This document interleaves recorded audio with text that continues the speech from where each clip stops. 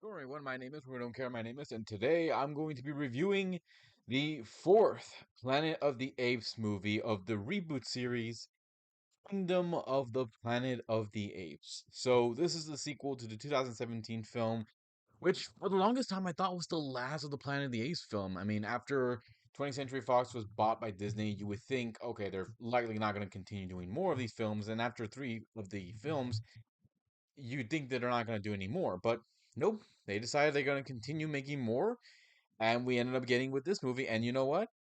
I'm very happy for it because I love the rebooted Planet of the Apes films. I love the original Planet of the Apes films. The original one came out in 1968, and we had the four sequels.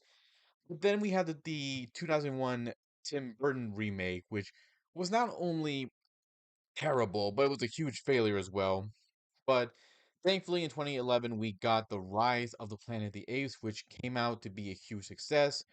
And then it led to the other two sequels, the Dawn and War of the Planet of the Apes films, which were, again, really good. I really enjoyed how well they did these films.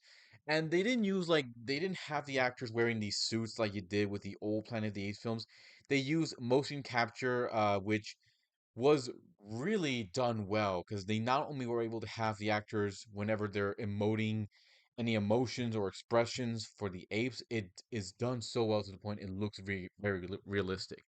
Um, but like I said, after the 2017 film, I thought they weren't going to do more, but thankfully we did, and here we are with 2024's Kingdom of the Planet of the Apes films.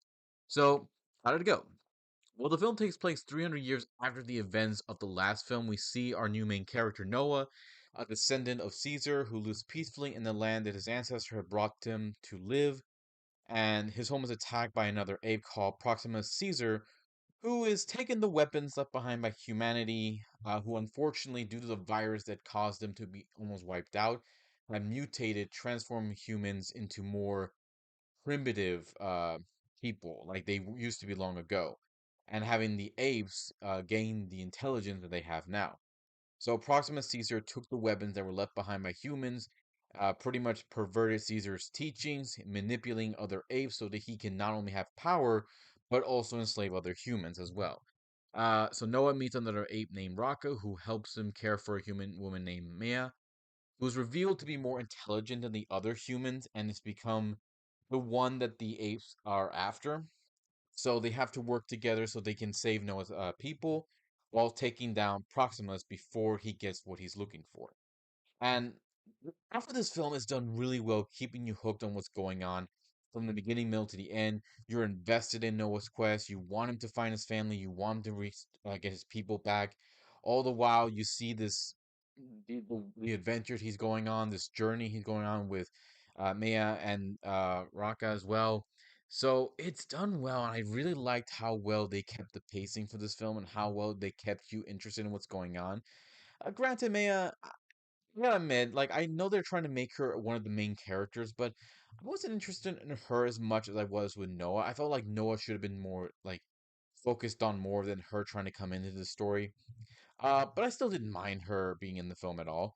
Uh, Proximus, I thought was a lot of fun to have as the villain in this film. He's basically a cult leader who is obsessed with keeping his power. And I love the interaction between him and Noah. It reminds me a lot of Koba and Caesar, how they both have different ideology and how they treat humans. So I thought this was done well, and I liked how well this story went with these two characters. Granted, Proximus doesn't really appear until halfway through the film, but I still thought it was still worth it. The only thing I can find with the flaw, especially with the characters, is that, I kind of wish that um the humans were more like side characters than anything else. With Mia, like I said, I didn't think she was a bad character, but I thought that her being involved here, her showing that she has more intelligence than the other humans, I thought, I don't think that was necessary. I think they should have done it like they did with the young girl in the last film where she was a mute, but she still had more character there. She had more bond with the apes. But I still didn't mind her in this film, but I feel like you probably didn't need to do that. But like I said, the plot's not that bad. I love the cast; they all did a great job. Especially with the motion capture with the apes, I thought it looked really good. As far as the special effects are concerned, I really love how well and beautiful it looks. Like my God, it looks amazing. Visually, it is stunning. I love the world they've created, showing the fallout of humanity's downfall and the apes rise into power. You see them all in their own little homes, in their own civilization. But like I said, the motion capture is really done well. They really do look like the apes are really there, and they give more expression and more character than most human characters we get in other films. So I thought they did a really good job here. Now, granted, from afar, it is looks really fake with the CGI, and yeah, they do seem to rely on CGI stuff a lot here, but it's not that bad, and I thought it still looks a lot better than what we've gotten in other films. So yeah, I love this film. I thought it wasn't bad, but if I had to say if it was up there with the three films, I would say it's up there, but I wouldn't say it's better than the first, second, or third film. I still think it's a good film. So yeah, I would say Kingdom of the Planet of the Apes isn't perfect, but I still found it very entertaining. I do highly recommend checking this film out, even checking out the original reboot trilogy that they did, because those three films were great, and I'm sure you'll enjoy them as much as you enjoyed this one. So that's pretty much it, guys. You have a different opinion about this film, or what you think of the other Planet of the Apes films, including the originals, the Tim Burton one, the reboot. Either way, let me know what you guys think. Hit the subscribe button, check my Facebook page, or my Twitter page.